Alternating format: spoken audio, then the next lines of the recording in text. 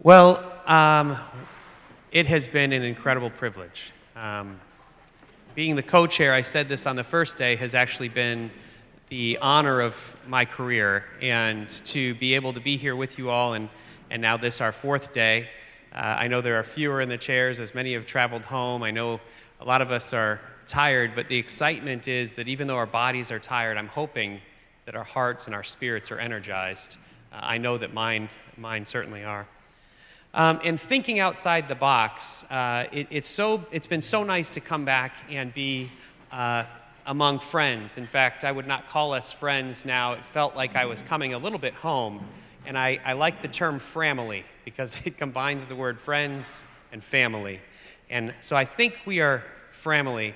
And one question I want to ask you, and I don't know if you can tell you can see some people in this picture, and you know, I see Regina there, I see Maud in there, I see a bunch of wonderful people, but who's the most recognizable in that picture? It is Ross. It is Ross. You can see the most recognizable is Ross. And it was very interesting because I took a lot of pictures and I always knew where Ross was. It was fantastic. But one of the nicest things about this time being back here is it's incredible to have Sylvia back with us. And I didn't see, oh, you're right here, yes. I mean, it is wonderful to have you. And last time was just not quite the same. And to have you there joining us for dinner and have these wonderful times together. So it's just been amazing to have you back. And I'd love to give her a round of applause.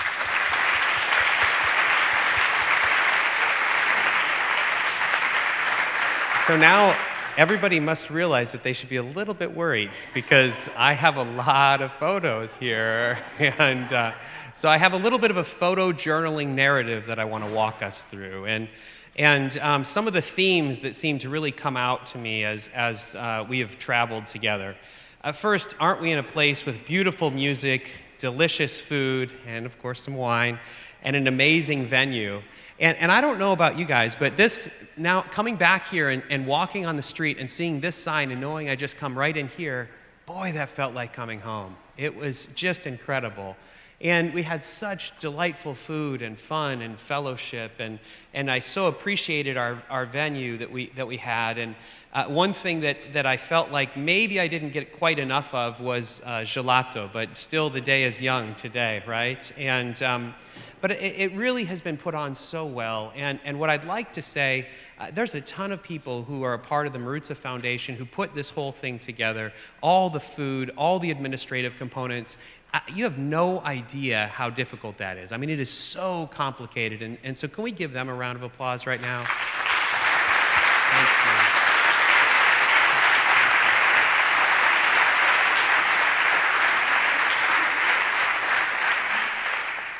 So right from the beginning, thinking outside the box, you know, Joanne, you set such a beautiful tone and tenor, and it's one of my favorite. I mean, here we have Akira and Kevin coming up here, and you know, we start 4 days ago, and Joanne says CPC is a disruptive innovation. And then we see a demonstration of another disruptive innovation.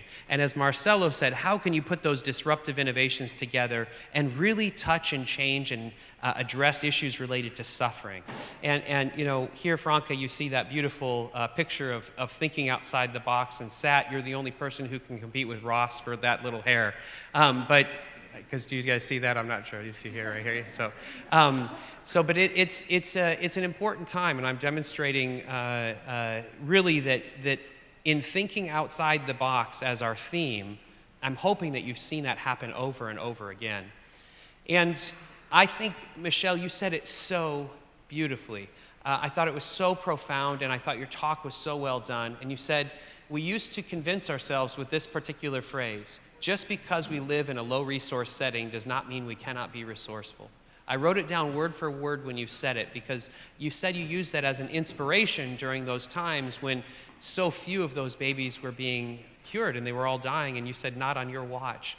But just because we live in a low-resource setting does not mean we cannot be resourceful. And I hope that as we go back to whatever setting, whether it's be high-resource or low-resource, that we can take what we've learned and think outside the box and use disruptive innovation in our approaches. I have to tell you, if you have not been convinced that pediatric palliative care is a game changer, maybe this is the first session that you're at. I'm not sure, because it has been incredible to learn so much by so many. And really what it has done, and I loved, Marcelo, your talk of, it feels like we do need to go back to kind of the very simplicity of the community-based doctoring, etc. However, we now have all of these technologies that are also a part of this equation. But as Omar just told us, it comes down to trust and relationships. And so how can we put that all together and really ensure that palliative care continues to be that game changer? And one thing that I think you're tempted, right? This is the 4th Congress. And by the 4th one, you're thinking, all right, we're really getting going. But man, Julie, you pulled this quote out, and I thought it was so fascinating and incredible. Now, this is not the end. It is not even the beginning of the end. But it is perhaps the end of the beginning. And I think when we get to the 24th Congress, I think maybe we'll be to the middle of this, where we then might be able to say this. But it is such an important time, and there's still so much work to do. We cannot rest. So many children are still suffering. The fascinating piece that I found so intriguing in this conversation that we just had is that palliative care is all about living. And it's been, all of us have had a struggle with this. We've all tried to convince people palliative care is not about end-of-life care, that it is about living. And look at this beautiful quote: life isn't about waiting for the storm to pass, it's about learning to dance in the rain. Or this Snoopy: someday we will all die, Snoopy, true, but on all other days we will not. Or thinking of this technology, how can these people with ALS be able to do what they really want to be able to do, get out there and serve and be a part of the active community? Or how can a child visit a beach when they are so sick or ill inside the hospital, even inside the hospital in Central Africa? And palliative care is all about living, and that's how we have to think about it, making every day the best day that it can be. It's about crushing barriers and breaking down walls. I have to pause on this particular slide because, you know, Stefan, with this whole PowerPoint deal that he does, you feel a lot of pressure presenting in front of him but do you see this up here? Look, I put the Maruzza Foundation as the hammer thing there. Look, the wall goes down and there's the Colosseum. I mean, that took me about 7 hours. But anyway, it's about crushing barriers and breaking down walls, as Anna led us in oncology, and we have to be brave and have courage in order to do that. It's about issues related to uncertainty, and I thought Rick's talk was just fantastic about that, and he began to challenge us, and how can we think about addressing these 4 factors of uncertainty: ambiguity, complexity, unpredictability, and inconsistent information. What can we do to help? Maybe we can't ameliorate it, but how can we stand with people in the midst of that uncertainty and try to make a difference? Because we know that it has to make an impact. I mean, we need to make an impact, because in the midst of that uncertainty, Rick told us, grief and bereavement was worse, if you remember, for those who there was not a diagnosis. So what can we do to make a difference, and how can we stand that? I know that this is the main technique, and that is communication. Communication, communication, communication. And we heard such a wonderful session on social media and what an incredible platform that can be. And obviously we have the platform Akira and Kevin just told us about. We heard about perinatal and consult essential elements, but look at this. Listen, listen, listen. And what a wonderful session that was. When we think about grief and bereavement also, we saw the risk factors for severe grief. And Daniel told us about his bereavement program that he says had built out of the ICU. How amazing was it to see all of these components and all of these steps that you've put in place in a situation where frequently there is no program whatsoever. We learned about spirituality and ethics, and Marcelo and I got to share that session, and that was really fascinating. And Joanna is right here in front of me, and Joanna, you did a fabulous job, because that was a very complicated session, and speaking about issues related to euthanasia and pediatrics. I mean, this is a really complex thing, and one of the things that as we contemplate and as you do your evaluations, we want to hear about the sessions that we want to cover next year. I want to hear more about that. I want to hear about, we had both sides of the debate that were present, even though we didn't think we were going to have that. But we had somebody from Belgium that was here, and Joanna was having it was incredible, just an absolutely incredible conversation. Then we had 2 other great talks on spirituality, and Lindsay did a great job on I'm Going to Church Anyway. And education is the key, and I think all of us recognize that. And Stefan, I couldn't go so real time as to bring in the slides off of you, but you did an incredible job today promoting what we teach all the time, all around the world through Epic Pediatrics and the methods that we use. And you saw these posters, and these posters were profound. I loved going around to the posters and speaking to the authors and seeing how education was a component of almost every single intervention that was going on. And we have to be excellent educators, and we have to be committed to education. I want to share a success story, and Anna, you're here, right? Yes, right here. Okay, so this is Anna's quick story of Portugal. So this map, let's see, all of Europe is colored except, what's this country, Anna? Portugal. Okay, so this means that the only country in all of Europe that had no pediatric palliative care, this is in 2000, this is the 2012, there was no palliative care in Portugal. So then the Maruzza, so remember, this was that same year, first year, next year of the Maruzza Foundation. Look, oh my goodness, it's made it one step up. Next year of Maruzza, another darker color. This year, Maruzza, boom, we're up one more color.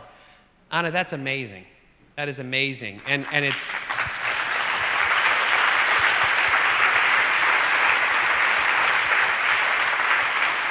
I think we so frequently get lost in things like the barriers and being overwhelmed. Well, you've changed a nation, Anna. And it is apparent in those 6 brief years, in these 4 brief congresses that have been held here, you've changed, the color scheme's looking a lot better in Portugal. I have another success story that I wanted to share with you that I thought we kind of breezed through a little bit too quickly, because this is an amazing story. And I saw our South Korean friends leaving this morning, and it made me sad because I wanted to recognize them in front of everybody. They have gone, so please send them an email about this. But the No Pain for Children Award, the winner of this, you see Cho Hee Kim, what she did is she researched what was happening with pediatric-related deaths in South Korea for 3 years. And it wasn't until she got that data that this year, in August, they now have 2 pediatric palliative care teams in the country of Korea, South Korea.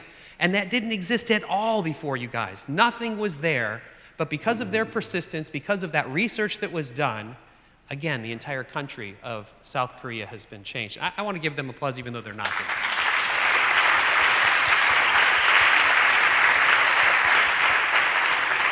And I think both Anna's story and Cho Hee Kim's story are stories of courage and persistence. I think collaboration and integration are so critical. And Anna, we heard your talk in oncology, and Daniel, your talk in the PICU, and Myra, you and Finn were talking about models of transition and the integration and collaboration that has to happen between pediatric and adult programs. We talked about neonatal programs and this collaboration that has to happen between perinatal programs with OB-GYN. We must be thinking about collaboration, and we must be thinking about integration. I wanted to share a story because I think one thing that came out over and over again is people remembered back to a patient story that I told a couple years ago, and that was the story of Sierra. I think many times people don't think that palliative care is about hope, but I will tell you that in my opinion, palliative care is all about hope. And palliative care is as much about hope as it is about living. And Sierra, her story here, you see that's written on her window. It says, she stood in the storm, and when the wind did not blow her way, she adjusted her sails. Hope anchors the soul. And if you remembered the story that I said, Sierra was a late teenager. I believe when I saw her, she was 18 years old, and she was in for her 3rd bone marrow transplant. In for her 3rd bone marrow transplant. And this is written on her window. And this bone marrow transplant was not curative. It was a phase 1 experimental trial design. So I walked in and saw that amazing picture she had drawn, and I said, Sierra, tell me about that picture. And she said, Dr. Baker, I just want everybody to know how hopeful I am. And I said, really, tell me about that. What is it that you're hoping for? And she said, Dr. Baker, I know that that I'm going to die from my leukemia, but I'm so hopeful that by enrolling in this phase 1 trial, that other children will not have to die from the leukemia that they have. That was her greatest hope. That is why palliative care is all about hope. It is about finding the exact way to support somebody so that they can live every day to its fullest. I think also what we have described, and I'm so proud of me for finding this picture. Do you guys see this? I mean, that is pretty solid. That looked like the one you put on your head, Akira, I'm telling you. So these are 3 quotes that I want to read, and I thought, Michelle, the quote here that you put, the biggest disease of today is not TB or leprosy, but rather the feeling of being unwanted. I mean, that's incredible.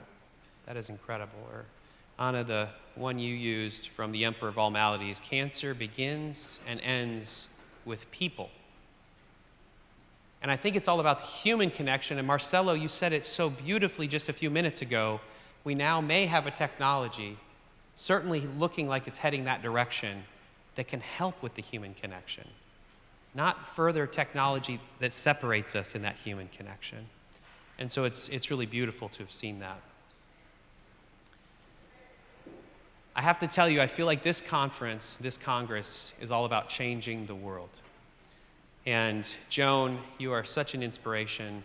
Stephen, you did such an incredible job sharing these facts with us. And I again shared those with Kevin and Akira. They had no idea that 98% of the pediatric palliative care need is not in high-income countries. It's in all the other countries. And that of those 21 million children that need us, so few are currently being served. And Joan, you demonstrated a new resource for us through the WHO guide, and we were so grateful to have that. And that is something I hope that everybody, it's a free download. I hope you would have already downloaded that. And I want to point out something else that we've seen, and Ann and I were just talking about this, and I thought this is just so fascinating. The future is so bright.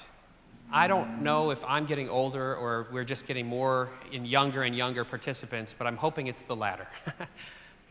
This conference, there are more trainees from all different disciplines, younger people that are here doing great research, and I'm so grateful that the future is so bright. And it's really exciting. And I thought back, Ross, to the session that you chaired with Katarina and having her talking about time. And I think anybody that didn't know that she was only 22, or even if you did know she was 22, you realize she has the soul and spirit of somebody of twice that age. And so to close us out, I'd like to do something a little bit outside the box. And I think I'm going to return, and I think, Marcelo, you'll like this. I'm going to return to a children's story. And this is a children's story that I'd encourage you to look up. It's called The Rabbit Listened, and I think you'll see why quite quickly. The rabbit listened. One day Taylor decided to build something new, something special, something amazing. Taylor was so proud.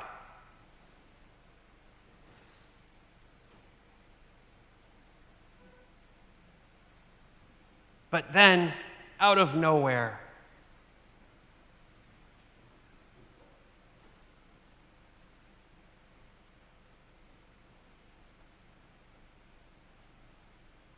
things came crashing down. The chicken was the first to notice. Cluck, cluck, what a shame. I'm so sorry this happened. Let's talk about it, cluck, cluck. But Taylor didn't feel like talking, so the chicken left.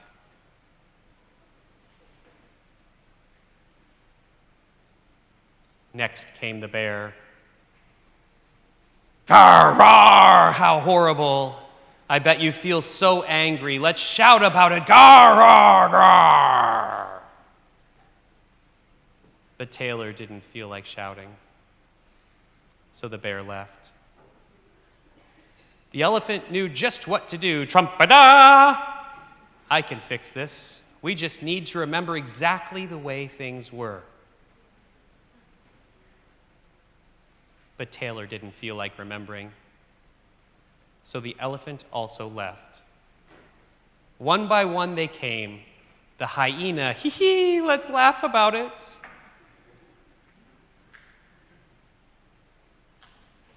The ostrich, gulp, let's hide and pretend nothing happened. The kangaroo, tisk, tisk, what a mess, let's throw it all away. And the snake, shh, let's go knock down someone else's. But Taylor didn't feel like doing anything with anybody, so eventually they all left, until Taylor was alone. In the quiet, Taylor didn't even notice the rabbit, but it moved closer and closer, until Taylor could feel its warm body. Together, they sat in silence, until Taylor said, "Please stay with me." The rabbit listened. The rabbit listened as Taylor talked. The rabbit listened as Taylor shouted. The rabbit listened as Taylor remembered and laughed. The rabbit listened to Taylor's plans to hide, to throw everything away, to ruin things for somebody else. Through it all, the rabbit never left. And when the time was right, the rabbit listened to Taylor's plan to build it again. "I can't wait," Taylor said. "It's going to be amazing." And I wrap up simply by saying, this profound privilege that it has been to be here, it has been amazing. And I can't even tell you how much I am beginning to look forward to, even now, even today, as we're wrapping up the 5th global conference here in 2 years. Thank you so much.